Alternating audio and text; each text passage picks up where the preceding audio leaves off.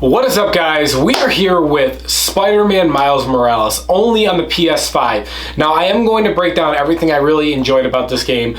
Basically, a nice analysis video, kind of similar to what I did with Spider-Man PS5 Remastered, and so to speak, but I really want to talk about this game in depth. I finally 100%ed the, last night, actually, so I want to get into what I liked about this game and what I didn't like, actually, and we'll get into it and what I think is going to come in the future, especially for Insomniac's Spider-Man 2. Now, we know Spider-Man Miles Morales is more of an expansion of the first Spider-Man game.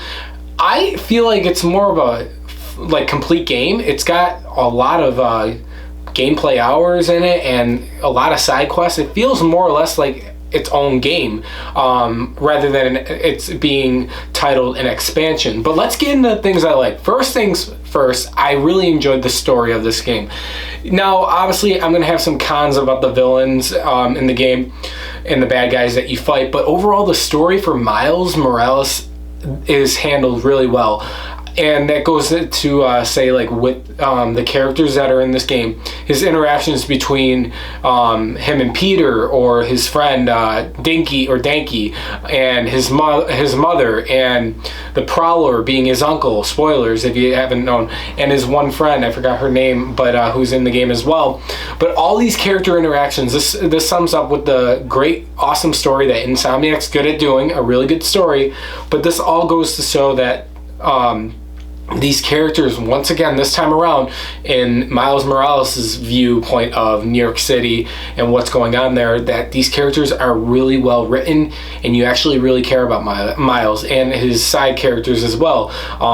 His friends and his mother, the Prowler, and like even the interactions between him and Peter, even though Peter's not the center of attraction in this game.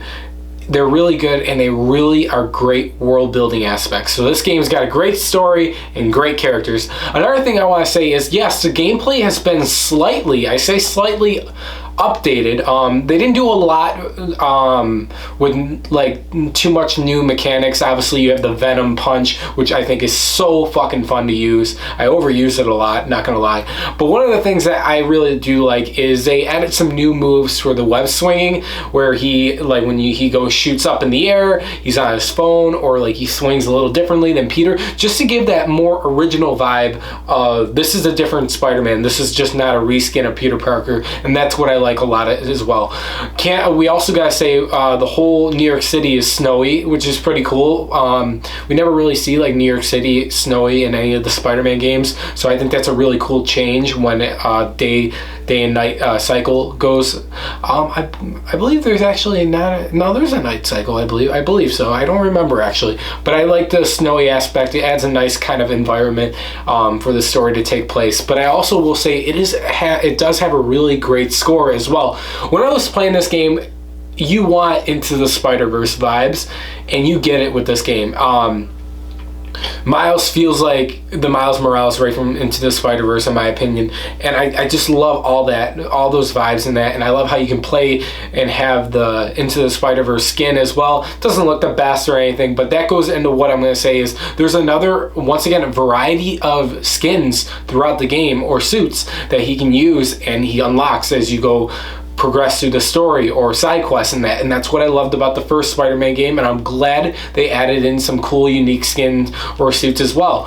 I really liked the one homemade suit that Peter gave him in the beginning. I thought that was a really cool idea, and I actually really enjoyed a lot of that suit. And then when he gets his black and red suit, that's dope as fuck. And then there's the Prowler suit too, he unlocks. There's so many cool suits. I don't want to get into too much depth about them, but they are really fun just to see and unlock. Another thing, like I said, just like the first game, lots of customization with gear, upgrades for your skill tree and that.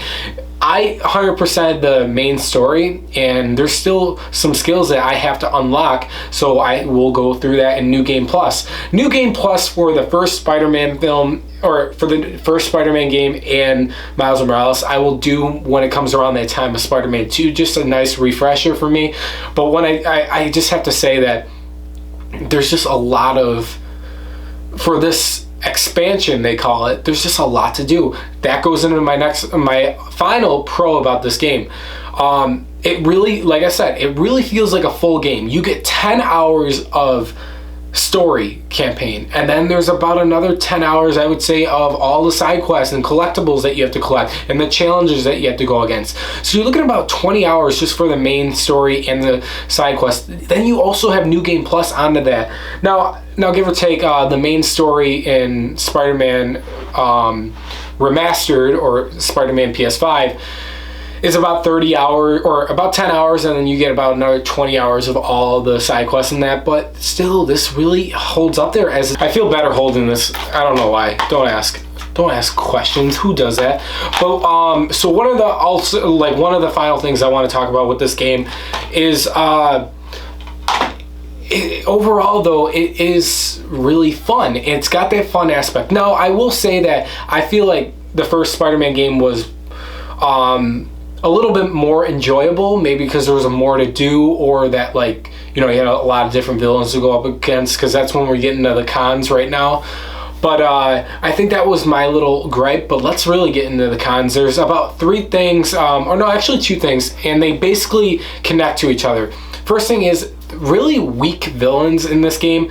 The one villains are considered Roxxon, I believe their name is, and then there's the other side neon techie group. You guys know who I'm talking about. I don't know exactly, I forgot the name of them, but they're just very bland. Like, I get their motivations, both of them, but it just felt very, very, very mediocre for me. So there wasn't like that type of villain that really stood out and like made the game for me. Or like if you go to Spider-Man PS5, you had